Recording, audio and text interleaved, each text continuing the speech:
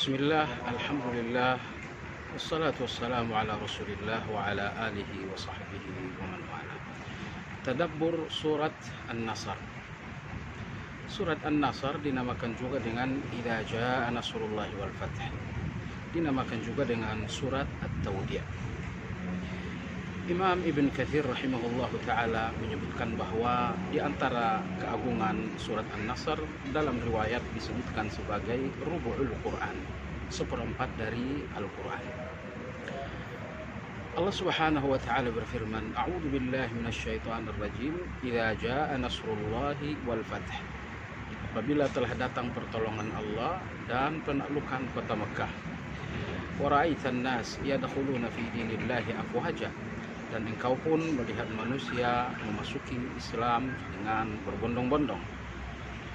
Fasabbih bihamdi rabbika wastaghfirhu, maka sucikanlah Allah, tasbihkanlah Allah, bihamdihi, dengan memujinya, wastaghfirhu, dan istighfarlah kepadanya, innahu kana tawwaba, sesungguhnya dia maha memberi taubat.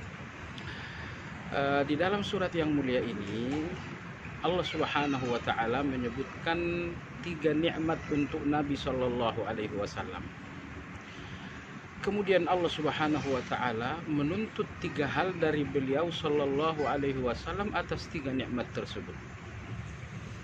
Adapun 3 nikmat yang dimaksud adalah Nasrullah, yang kedua adalah Al-Fath, yang ketiga adalah Ra'aitan nas yadkhuluna fi dinillahi afwaja.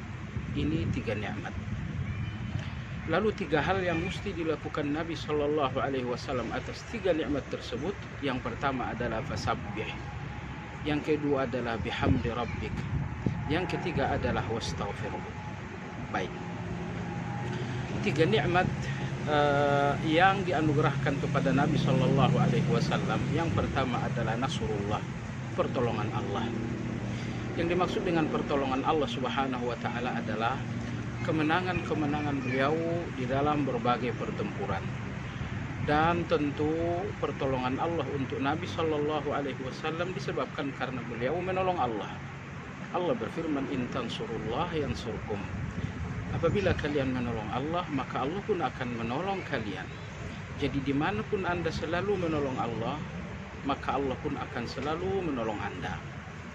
Dan apabila pertolongan Allah yang sangat didambakan tidak kunjung datang, kemungkinan Anda termasuk orang yang mengabaikan pertolongan untuk Allah. Anda tidak menolong agama Allah, tidak menolong dakwah Allah, dan lain-lain. Jadi pertolongan yang pertama terhadap Nabi Shallallahu Alaihi Wasallam adalah Nasrullah, pertolongan Allah berupa kemenangan-kemenangan dalam berbagai pertempuran dan jihad-jihad beliau. Pertolongan yang kedua nikmat yang kedua untuk Nabi SAW adalah wal fath, penaklukan kota Mekah. Penaklukan kota Mekah ini nikmat terbesar untuk Nabi Shallallahu Alaihi Wasallam. Imam Ibn Qayyim rahimahullah menegaskan dalam kitab Zadul Ma'ad, kemenangan terbesar dalam perjalanan sejarah dakwah Nabi Shallallahu Alaihi Wasallam adalah penaklukan kota Mekah. Kenapa? Karena hasilnya orang memasuki Islam dengan berbondong-bondong.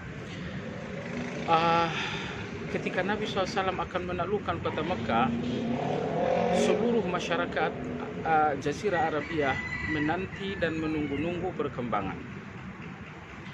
Maksudnya, sekiranya Muhammad dengan para sahabatnya berhasil menaklukkan kota Mekah tanpa terjadi sesuatu yang buruk atas mereka, berarti Muhammad di atas kebenaran. Agamanya adalah agama yang benar.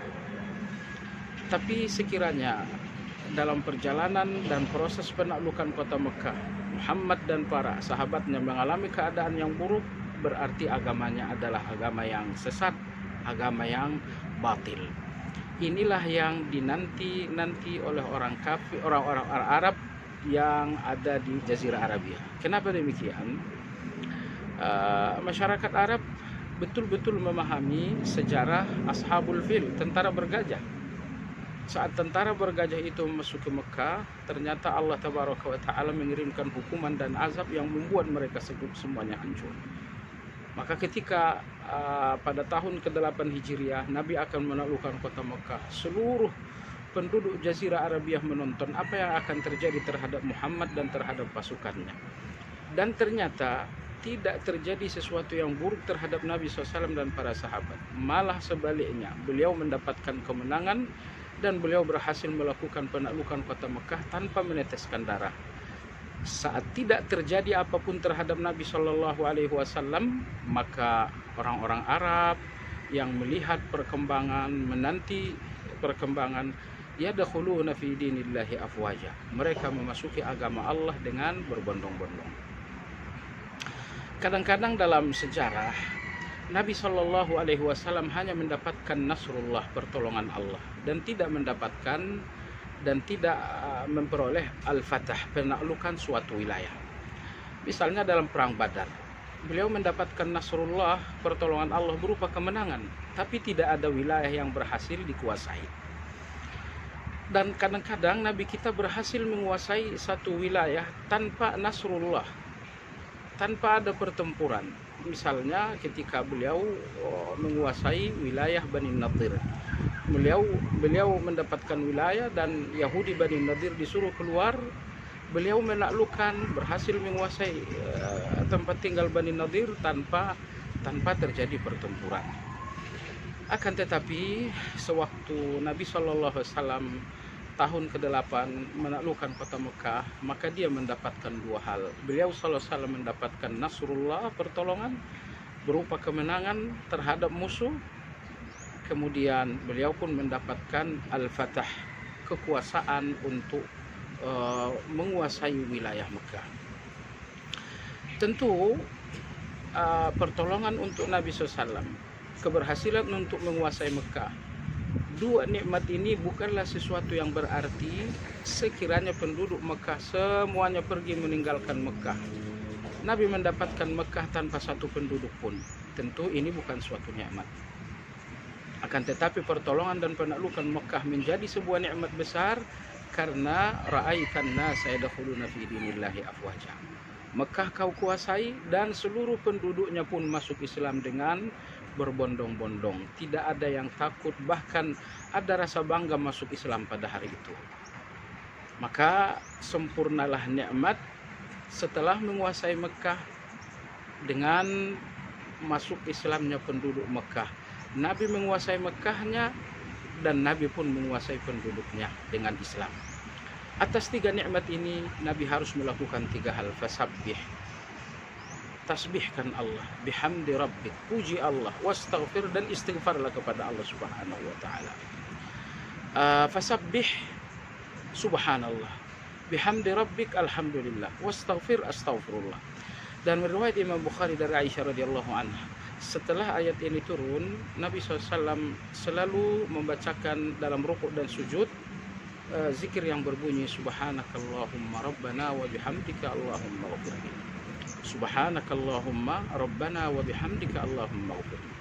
Perhatikan tiga zikir ini, dua pertama untuk Allah, satu terakhir untuk hamba, untuk manusia. Subhanakallahumma wa bihamdika, ini untuk Allah. Allahumma ghfirli, untuk hamba, untuk saya dan untuk Anda.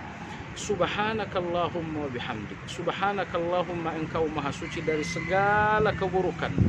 Wa bihamdika, terpuji engkau dengan segala kebaikan. Sebuah kesempurnaan yang sangat total. Allah suci dari segala keburukan, subhanakallahumma, dan Allah terpuji dengan segala kebaikan. Wa bihamdika, seorang manusia kadang-kadang dipuji hanya dengan satu kebaikan atau dipuji dengan dua kebaikan. Yang dipuji dengan segala kebaikan hanya Allah Subhanahu wa taala. Maka subhanakallahumma wa bihamdika, maha suci engkau dan engkau terpuji.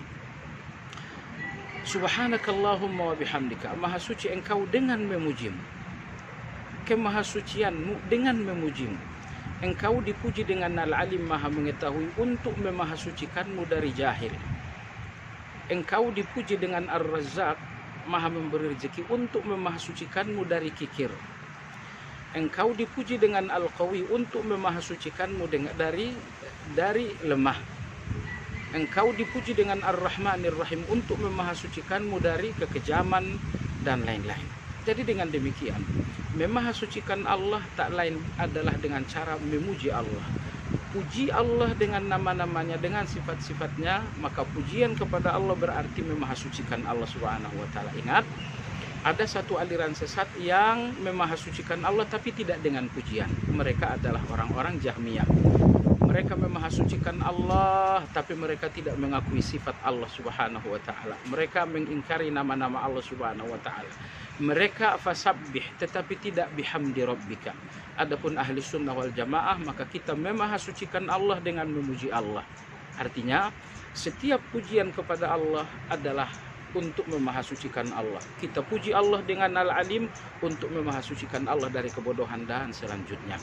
Ini dua untuk Allah, fasabbih bihamdi rabbik. Satu hal untuk manusia, wastaghfirhu, Allahumma ghfirli. Wallahu tabaraka wa ta'ala.